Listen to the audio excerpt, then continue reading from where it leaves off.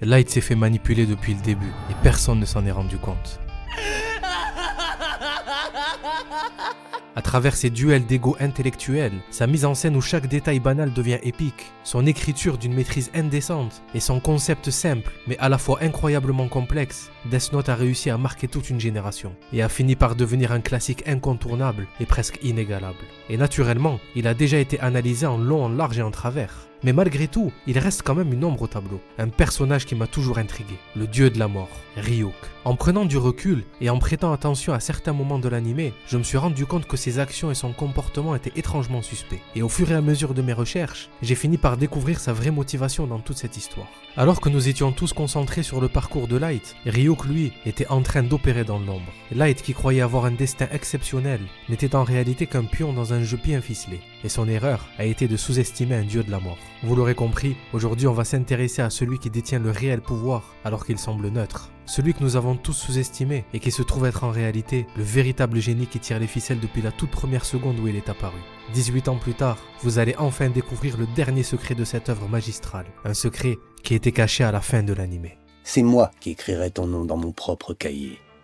Death Note, c'est l'histoire d'un génie qui met la main sur un pouvoir maudit. Un objet d'apparence banale, mais dont la nature est terrifiante. La personne dont le nom est écrit meurt. Dès l'instant où Light comprend son fonctionnement, sa vie change radicalement. Et celui qui en est l'instigateur, c'est un être surnaturel en quête de divertissement, Ryuk. Un véritable dieu de la mort qui est théoriquement puissant, mais prisonnier d'un monde où ses semblables n'ont qu'un seul et unique but. Inscrire le nom de ceux qui doivent mourir dans leur cahier. Au début, Light est brillant mais frustré, car il n'a plus rien à prouver vu qu'il est déjà bien au-dessus de ses camarades intellectuellement. Mais désormais, il a l'occasion de montrer sa supériorité à un dieu, et Ryuk repère immédiatement cette faille psychologique. Bien que déterminé à utiliser le cahier pour éradiquer la criminalité de ce monde, cette mission qu'il s'est donnée vient du fait qu'il a toujours été conscient de l'absurdité de la justice et de la corruption omniprésente. Ce qui rend son intention initiale noble et fait de lui dans un premier temps un anti-héros. Et Ryuk est en première loge en train d'assister à cette métamorphose qu'il a enclenchée. L'étudiant modèle se change en justicier. Au début, il pense faire le bien en éliminant les criminels, car il est convaincu qu'il est en train de créer un monde meilleur. Mais au fur et à mesure qu'il tue, il commence à percevoir sa mission comme une obligation de bâtir un monde parfait, dénué de toute violence, à part la sienne, car lui seul est légitime d'en faire l'usage, tel le dieu qu'il commence à s'imaginer être, Kira, et c'est à partir de là qu'il a entamé sa chute. Le pouvoir lui monte de plus en plus à la tête, et Ryuk, lui, continue de l'observer sans rien dire, tout en riant de son arrogance et de la vitesse à laquelle il s'habitue à tuer. Même si on a l'impression que Ryuk reste en retrait et n'intervient pas, il a une manière bien particulière d'influencer et de guider Light. Comme par exemple, quand il lui explique certaines règles seulement quand il se retrouve bloqué. Si elle touche le Death Note que tu as planqué dans ton tiroir, elle aussi sera capable de me voir. C'est seulement maintenant que tu me donnes cette information vitale, maudit dieu de la mort. Mais aussi, vous l'aurez sûrement remarqué, il ne dit jamais tout et omet volontairement des infos essentielles. Je resterai muet, je dirais même muet, comme une tombe. Ce qui lui permet de les révéler quand il le décide pour débloquer une situation sans même que Light ne s'en rende compte. En fait, son silence est stratégique et il est une forme d'intervention. Mais ce n'est pas la seule technique qu'il utilise. Durant toute l'histoire, il entretient et fait grandir l'ego de Light. Tu as trouvé un moyen d'obtenir le nom de celui qui te suit, c'est ça? Et comment tu vas t'y prendre? En lui donnant constamment l'impression d'être exceptionnel. On écrit d'abord la cause et les conditions de la mort, puis on écrit le nom de la personne, et les événements se déroulent tels qu'on les a écrits. Ça alors? Même moi, j'étais pas au courant. C'est certes subtil, mais ça influence clairement le comportement de Light. Et c'est comme ça qu'il le manipule autant par ce qu'il dit que parce qu'il choisit délibérément de ne pas dire. Quoi? Qu'est-ce qui te fait rire comme ça, Ryuk? Ses interventions sont psychologiques, stratégiques et parfaitement calculées. Quand elle m'a donné son nom, je l'ai entendu rire d'une façon inhabituelle. À chaque fois, il était question de son nom. Un faux nom. Tout ça pour maintenir Light dans cette boucle. Et Ryuk est un joueur qui n'a clairement aucune empathie et qui veut voir comment un humain intelligent va s'autodétruire avec un outil divin.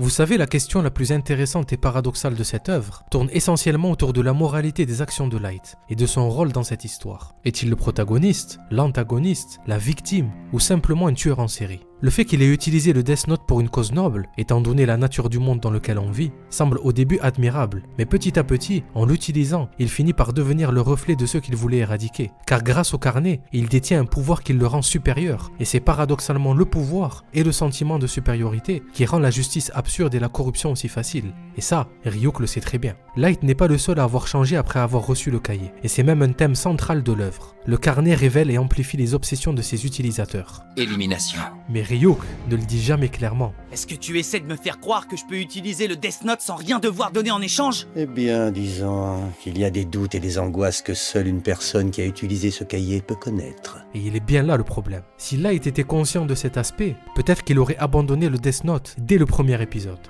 Comme on le voit tout au long de l'œuvre, on a l'impression qu'il fait perdre complètement le contrôle de ses utilisateurs et les rend tous dépendants, surtout ceux qui sont guidés par une mission. Et cet aspect est encore plus évident quand le créateur du manga nous donne une occasion de revoir la vraie personnalité de Light et son vrai sens de la justice. En supposant que j'ai moi-même le pouvoir de tuer les gens dont je connais le visage et le nom, est-ce que j'utiliserais ce pouvoir pour punir les criminels? C'est vrai qu'il y a bien des individus dans le monde que j'aimerais voir disparaître, mais je ne pense pas que je parviendrai à le changer, ce monde, en devenant moi-même un meurtrier. Quand il n'a plus aucun souvenir de Kira, on le voit collaborer sincèrement avec elle pour attraper le nouveau Kira. Et ce détail est fascinant. Est-ce le Death Note, qui est un artefact de notre monde, dont on ne connaît ni la création ni la nature, et qui pourrait très bien être maudit, qui a influencé négativement son porteur et l'a corrompu? Ou bien est-ce l'être humain, qui est naturellement attiré par le pouvoir et le sentiment de supériorité, que ça finit par le corrompre et le rendre accro? Eh bien, la réponse à cette question a toujours été évidente. On pourrait penser à première vue que le Death Note a amplifié l'obsession de Light pour la justice. Mais en réalité, c'est son complexe de supériorité qui a été amplifié. Le point faible de Light, et qui va d'ailleurs causer sa perte, c'est sa fierté et son besoin maladif de gagner. Ce qui va le pousser à aller toujours plus loin en se mettant volontairement en danger, pour se prouver à lui-même, ou peut-être à Ryuk, un dieu, à quel point il est intelligent et supérieur. Et c'est ça qui va petit à petit le transformer, jusqu'à ce qu'il finisse par se perdre dans cette quête de perfection. Et à la fin, le nouveau dieu du monde se retrouve démasqué, isolé et terrifié. Le génie qui voulait purifier la société est détruit par l'arme qu'il croyait maîtriser. Et Ryuk a pris un malin plaisir à écrire son nom dans son Death Note. C'est toi qui as perdu, Light. Mais vous savez ce qui est le plus bizarre dans cette histoire? C'est que Light n'était pas censé mourir. C'est Ryuk qui a décidé de le tuer au moment qui lui semblait le plus symbolique. Car la plus grande faiblesse de Light est sa fierté. Et c'est paradoxalement celle de Ryuk qui l'a condamné. S'il a décidé de le tuer aussitôt, c'est pour appuyer sur le fait qu'il a perdu et qu'il n'a jamais été le dieu qu'il prétendait être. Car depuis le jour où Light lui a dévoilé son objectif dans l'épisode 1, Je deviendrai le dieu de ce nouveau monde. Ryuk, qui est un véritable dieu, n'a pas aimé l'arrogance et la façon dont cet humain s'est autoproclamé dieu, alors qu'il possède le carnet depuis à peine 5 jours.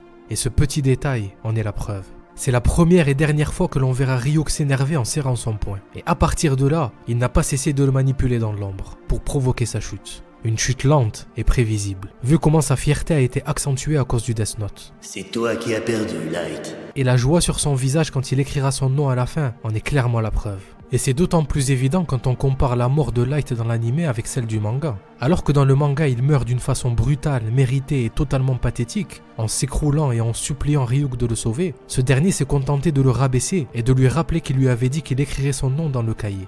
Alors que dans l'anime, la différence c'est que Light s'échappe de l'entrepôt. Et pendant sa fuite, il a un moment d'introspection, où il se demande presque qu'est-ce qu'il serait devenu s'il n'aurait pas eu le Death Note. C'est un peu comme si le mangaka avait eu l'occasion d'apporter plus de nuances à la tragédie de Light, dans l'anime. Comme pour nous dire que c'est peut-être le cahier qui l'a transformé, car cette mort calme et paisible n'est pas celle qu'un tueur au sang-froid aurait mérité.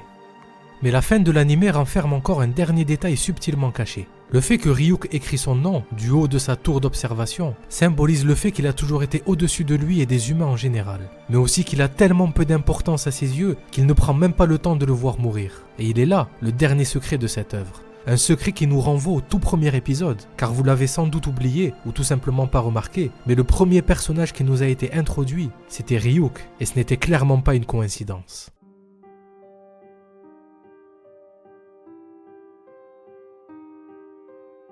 Les 3 premières minutes de l'anime nous révélaient déjà tout, il suffisait juste de bien regarder. Alors que le monde des dieux de la mort paraît sombre et glauque, il est paradoxalement calme et dénué de violence, alors que celui des humains, qui a l'air beau et vivant, est en réalité cruel et violent.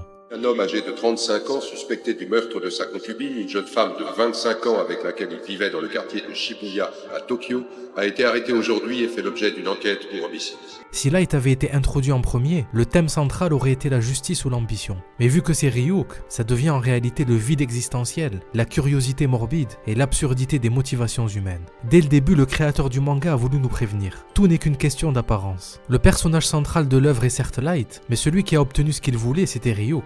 Celui qu'on croyait être un spectateur était en réalité au centre de l'histoire, tandis que Light, lui, n'était que l'instrument à travers lequel il expérimentait et jouait avec la moralité humaine, pour son simple divertissement, comme il le dit à la fin. Tout ce qu'on a vécu, C'était vraiment amusant. Et ce plan qui fait écho à celui de son introduction, où on le voit au-dessus des autres dieux de la mort, avait pour but de nous montrer que c'était lui l'être supérieur. Pendant que ses congénères sont en train de jouer, lui on le voit clairement en train de réfléchir et de préparer quelque chose. Et en parallèle, on a le même plan avec Light, qui lui au contraire, donne l'impression de juger ses camarades. Mais surtout il est introduit en étant au même niveau qu'eux. Et elle est là, la différence subtile. Car quand il se lève pour répondre à la question, avec cet air suffisant, ça voulait métaphoriquement dire qu'il se croit supérieur. Alors que Ryuk, lui, l'est vraiment, et il n'a pas besoin de le prouver. Et c'est cette arrogance qui causera la perte de Light. Pour tout te dire, je t'attendais.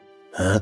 Car l'échelle de supériorité était claire depuis le début. Si face à un dieu il avait montré un peu d'humilité, Ryuk aurait peut-être respecté son intelligence. Sauf qu'en voulant jouer au dieu, il a prouvé qu'il n'avait rien d'un génie, car la véritable intelligence n'est pas l'intellect pur, mais plutôt savoir quoi faire quand on a un aussi grand pouvoir entre les mains. Mais comme Light a choisi d'incarner le pouvoir ultime, Ryuk l'a détruit psychologiquement et lui a fait regretter d'avoir voulu se prendre pour Dieu.